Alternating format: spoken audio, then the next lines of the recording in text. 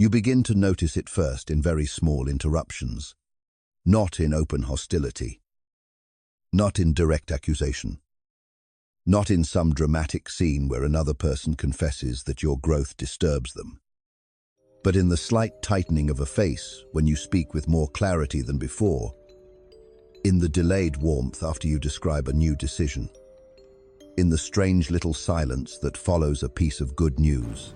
Someone who once responded easily to your uncertainty now becomes cautious around your confidence. Someone who once enjoyed advising you now seems less interested when you no longer ask permission. The disturbing thing is that many people do not hate your growth because it harms them. They fear it because it removes them from a position they had quietly occupied in your inner world. I have often seen that human beings do not merely relate to one another as they are. They relate to one another through roles, expectations, and hidden agreements that are rarely spoken aloud. You may believe you are simply becoming more honest, more disciplined, more self-contained, more inwardly aligned. But to another person, your change may feel like a private contract has been broken without negotiation. And this is why your growth can produce resentment even in those who once claimed to want the best for you. For a long time, people knew where to place you. They knew how much you doubted yourself, how quickly you explained, how easily you softened your position when someone looked disappointed, how often you returned to the familiar circle after briefly imagining escape. This made you legible to them. It allowed them to predict your reactions and to arrange themselves around your limitations. A friend who was accustomed to being the confident one needed you to remain uncertain in order to feel certain. A colleague who enjoyed being slightly superior needed your hesitation in order to feel competent. A relative who called their control concern needed your confusion in order to appear wise. These things are seldom conscious. Most people are not sitting in a dark room plotting against your becoming. They simply grow comfortable with the psychological furniture of the relationship. And when you move one chair, the whole room feels wrong to them. Growth is not only an inner event, it is a rearrangement of social space. When you stop apologizing for perceptions you know to be accurate, someone loses the pleasure of correcting your reality. When you no longer laugh at remarks that diminish you, someone loses an old passageway into your nervous system. When you become calm in a conversation where you used to defend yourself, the other person may suddenly feel exposed because your former reaction had protected them from seeing their own aggression. This is one of the cold laws of human relations. People often call you difficult at the precise moment. You become less available for their unconscious habits. You may have thought the conflict began because you changed too much. But often it begins because you stopped participating in a pattern that required your smallness. The growth of one person reveals the arrangement of many people. That is why it is rarely received as neutral information. It enters the room like a light turned on before everyone has prepared their face.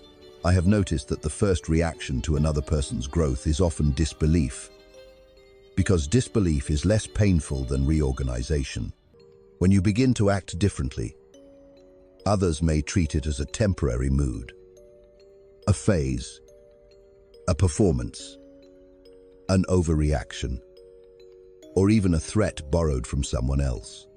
They say, "This does not sound like you," when what they truly mean is, "This does not sound like the version of you I knew how to manage." You may recognize this in a simple conversation. You state a boundary without anger, and the other person responds not to the boundary itself, but to the fact that you have stated it at all. They ask, "Who has influenced you?" They imply that you have become cold. They remember the past version of you with sudden tenderness, as if your former confusion were a beloved family heirloom. There is a deep psychological mechanism here. People become attached not only to who you are, but to who they are allowed to be when they stand beside you. If your uncertainty gave them authority, your clarity feels like demotion. If your emotional availability gave them convenience, your discernment feels like rejection. If your silence allowed them to dominate the meaning of events, your speech feels like rebellion. The persona, that social mask by which one becomes acceptable to others, is not worn by one individual alone. Entire relationships can become a mutual theater of masks. You played one part, they played another iniquium. And the arrangement may have been stable precisely because neither person named the script. But growth has a brutal simplicity.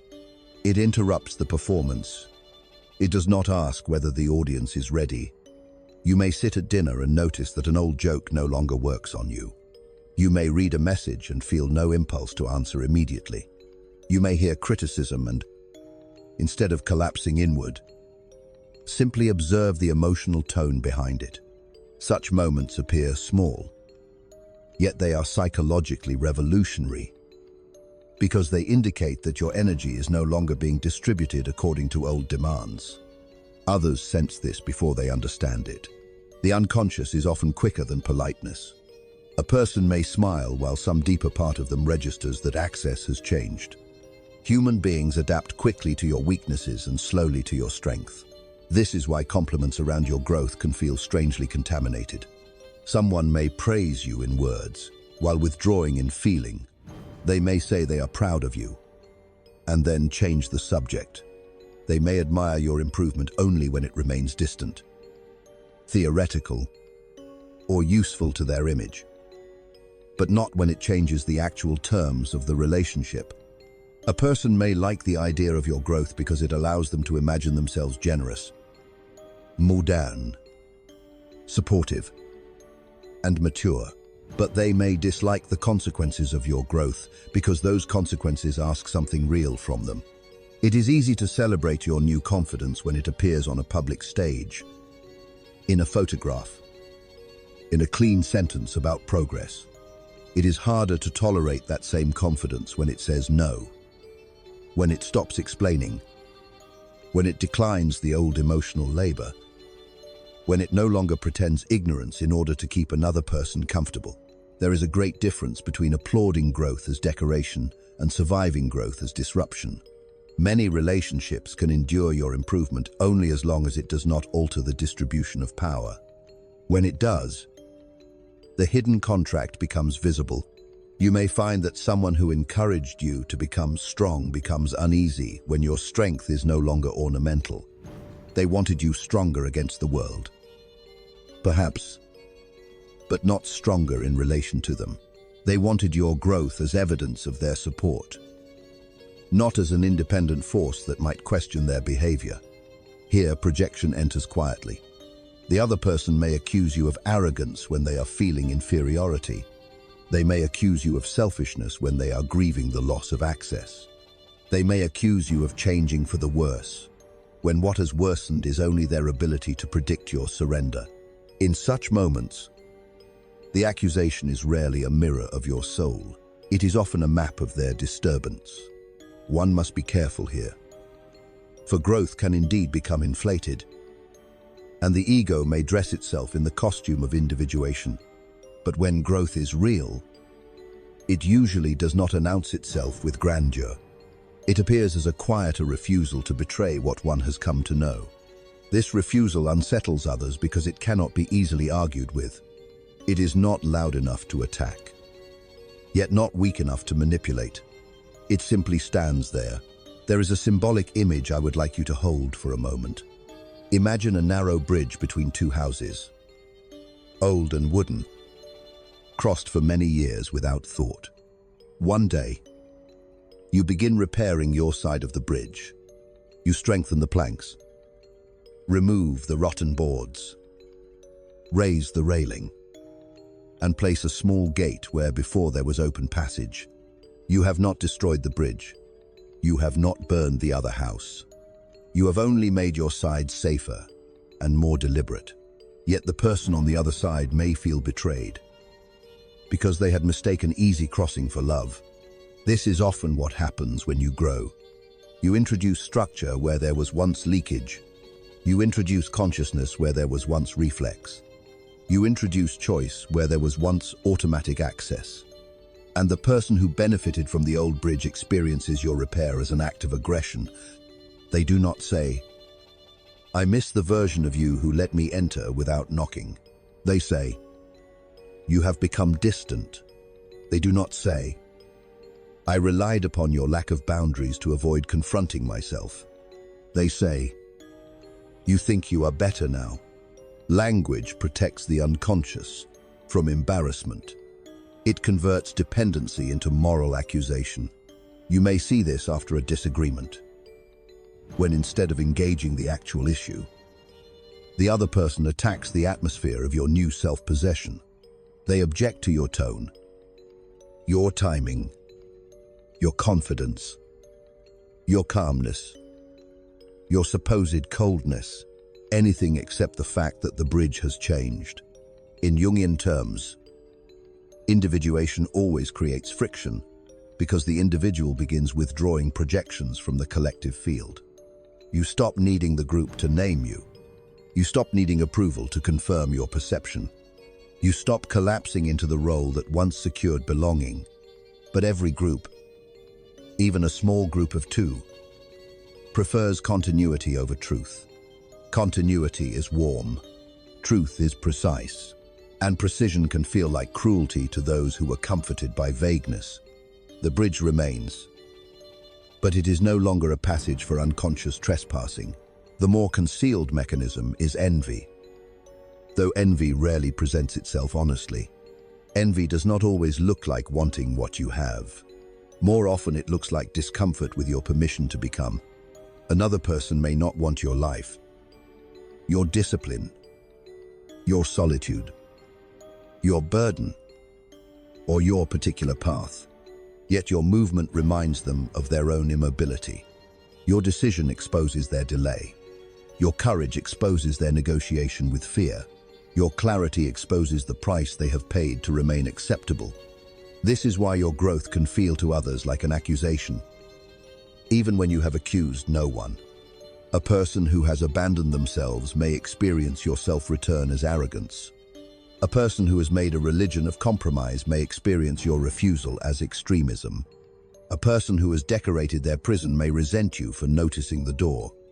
I have seen this occur in workplaces, where one employee begins taking responsibility for their life, refusing gossip, improving their competence, leaving on time, speaking with less anxiety, and suddenly the atmosphere changes.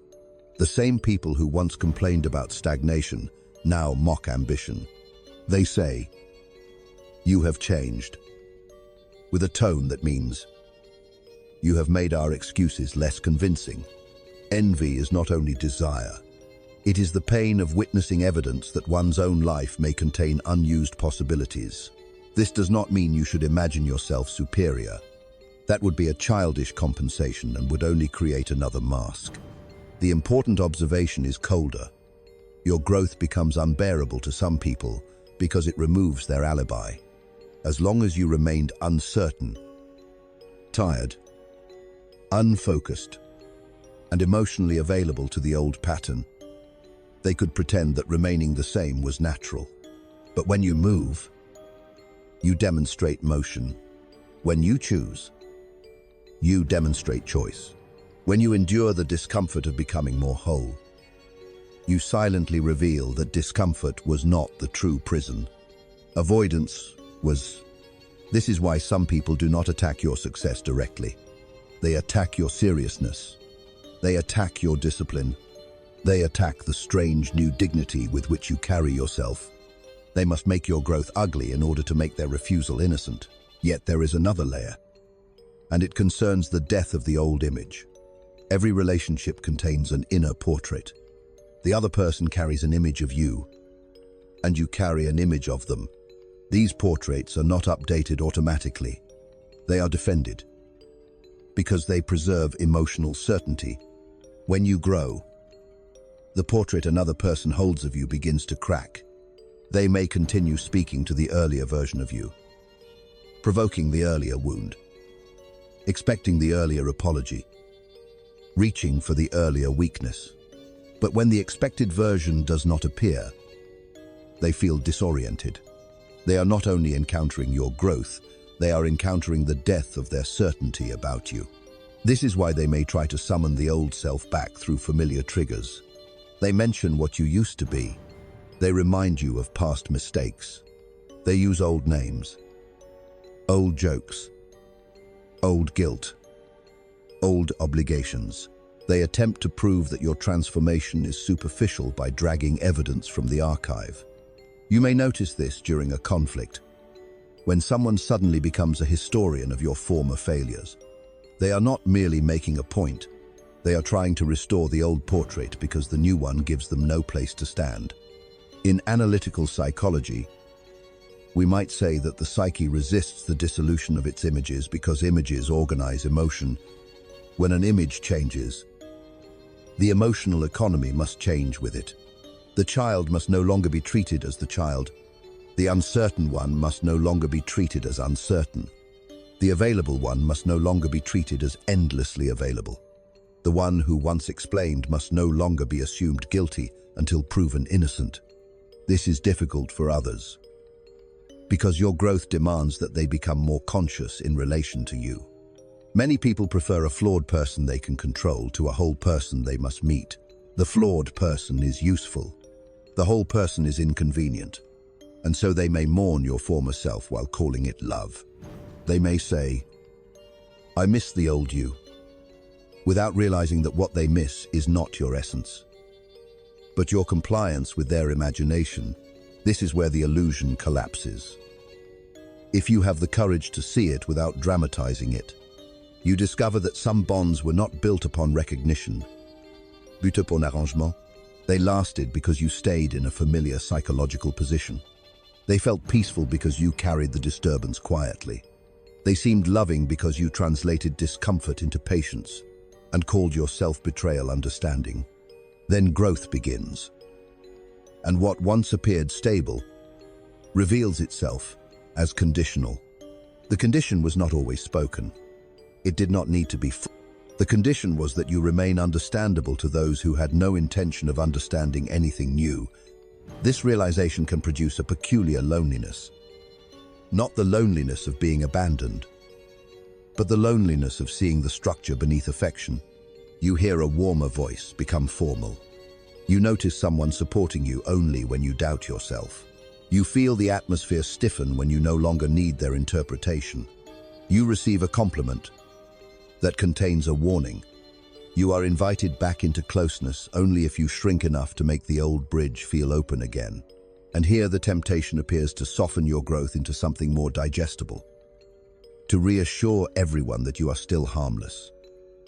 To decorate your transformation with enough apology that no one feels displaced. But individuation is not a social performance.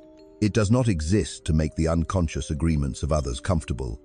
It is not rebellion for the sake of rebellion, nor isolation for the sake of pride. It is the slow withdrawal of your life from false necessity. One must lose the fantasy that growth will be celebrated by everyone who once benefited from your confusion. This fantasy is childish. Though understandable, the child believes that becoming more real will produce more love. The adult discovers that becoming more real produces more accurate reactions. Some of these reactions are tender, some are cold, some are revealing. That is the point. Growth does not only show you who you are becoming, it shows you what others were attached to. When you return now to the image of the bridge, you may notice something more unsettling than the gate itself. The other person is not angry merely because crossing has become harder. They are angry because the gate proves that the bridge was never the same on both sides. You had been maintaining it unconsciously, replacing the planks, lowering the railing, keeping the passage open, making sure no one felt the inconvenience of your interior life. Once you repair your side, the asymmetry becomes visible. This is why growth can feel like betrayal to those who depended on your unconscious labor. They experience your self-possession as abandonment because they had confused your availability with your love, your pliability with your goodness, your silence with agreement. But there is no true relationship with a person who is required to remain psychologically smaller in order to be accepted. There is only a ritual of mutual avoidance. If your growth is real, It will not make you cruel, but it will make you less usable. It will not make you superior, but it will make certain forms of intimacy impossible. It will not remove your need for others, but it will remove your willingness to be purchased with approval. And this is perhaps the most difficult realization: some people can love you only inside the limits of the role through which they first received you. Once you step beyond that role, their love becomes confused, irritated, conditionnel, or silent. You may stand there, not triumphant, not healed, not victorious, but simply awake enough to recognize the old arrangement trying to resurrect itself through guilt. You may feel the pull to reopen the gate, to prove you are still kind, to make the bridge easy again. Yet somewhere deeper, beneath politeness and memory, you understand that the person asking for the old passage may not be asking for closeness at all, but for the return of an unconscious version of you who can no longer answer.